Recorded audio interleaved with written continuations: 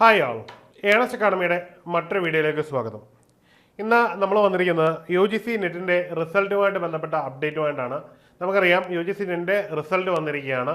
അപ്പോൾ നമ്മളിവിടെ വിലയിരുത്താൻ പോകുന്നത് ഓവറോൾ UGC നെറ്റിലെ കാൻഡിഡേറ്റുകൾ എത്ര പേര് അപ്പിയർ ചെയ്തിരുന്നുവെന്നും അതിൽ തന്നെ കമ്പ്യൂട്ടർ സയൻസിൻ്റെ നിലവിലെ കട്ട് ഓഫ് മാർക്ക്, വിവിധ കട്ട് ഓഫ് മാർക്കുകളെ പറ്റിയാണ് നമ്മൾ ഈ വീഡിയോയിൽ ഡിസ്കസ് ചെയ്യാൻ പോകുന്നത്. അപ്പോൾ നമുക്ക് വീഡിയോയിലേക്ക് കിടക്കാം. ആദ്യമായിട്ട് UGC ഓൾറെഡി അവരുടെ നെറ്റിൻ്റെ റിസൾട്ട് പബ്ലിഷ് ചെയ്തിട്ടുണ്ട്. അതിൽ മൊത്തം എത്രത്തോളം കാൻഡിഡേറ്റ്സ് ആണ് ക്ലിയർ ചെയ്തതെന്നൊക്കെ അവർ വളരെ കൃത്യമായിട്ട് പറയുന്നുണ്ട്. ഇനി നമുക്ക് ഇതിൻ്റെ കൂടുതൽ വിശദാംശത്തിലേക്ക് കിടക്കാം.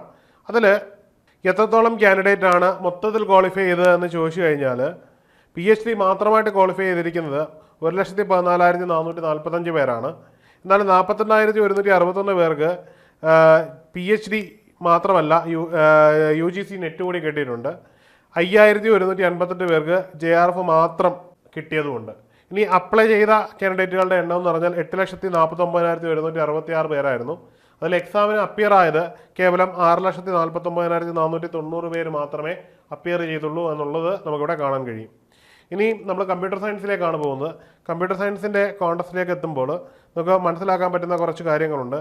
ഇതിൽ JRF എന്ന് പറയുന്നൊരു കാറ്റഗറിയിലേക്ക് എത്തുമ്പോൾ അൺറിസർവ്ഡിൻ്റെ കട്ട് ഓഫ് മാർക്ക് എന്ന് പറഞ്ഞാൽ ഏതാണ്ട് 198 ആണ് എന്ന് കാണാൻ കഴിയുന്നുണ്ട്. ഇനിയും അത് തന്നെ ടോട്ടൽ കാൻഡിഡേറ്റിൻ്റെ കേസിലേക്ക് എത്തുമ്പോൾ 73 ആണ്. ഇനി OBC NCLൻ്റെ കാറ്റഗറിയിലേക്ക് എത്തുമ്പോൾ കട്ട് ഓഫ് മാർക്ക് 186 ആയതായിട്ട് കാണാൻ പറ്റുന്നുണ്ട് JRFൽ. ഇനിയും EWSൽ 188 ആണ്. SCയിൽ 174ഉം STയിൽ 178ഉമാണ് എന്ന് നമുക്ക് കാണാൻ കഴിയുന്നുണ്ട്. ഇനിയും അസിസ്റ്റൻ്റ് പ്രൊഫസർ എന്ന് പറയുന്ന കാറ്റഗറിയിലേക്ക് പോകുമ്പോൾ അവിടുത്തെ കട്ട് ഓഫ് മാർക്ക് എന്ന് പറയുന്നത് 172 മാറുന്നു ജനറലിന്. ഇനിയും OBCയുടേത് 186ഉം EWSൻ്റെ 186ഉം SCയുടേത് 150ഉം STയുടേത് 148ഉമായിട്ട് മാറുന്നു എന്ന് നമുക്ക് കാണാൻ കഴിയുന്നുണ്ട്. ഇനി PhD ഒള്ളി എന്നൊരു കാറ്റഗറിയിലേക്ക് എത്തുമ്പോൾ 152 മാർക്ക് മാത്രമാണ് ഇവിടുത്തെ ഒരു ജനറൽ കാറ്റഗറിയുടെ PhDയുടെ എൻട്രി സ്കോർ എന്ന് പറയുന്നത്. ഇനിയും OBCയിലേക്ക് എത്തുമ്പോൾ 140ഉം EWSലേക്ക് എത്തുമ്പോഴും 140, SCയിലേക്ക് എത്തുമ്പോൾ 134ഉം STയിലേക്ക് എത്തുമ്പോൾ 134 എന്ന് കാണാൻ കഴിയുന്നു. ഇനിയും നമ്മൾ total number of candidate PhD computer സയൻസിൽ ക്വാളിഫൈ ചെയ്തിരിക്കുന്നത് 2,039 പേരാണ് ജനറൽ കാറ്റഗറിയിൽ. OBCയിൽ 1,801ഉം SCയിൽ 409ഉം STയിൽ 663 പേരും എന്ന് കാണാൻ കഴിയുന്നുണ്ട്.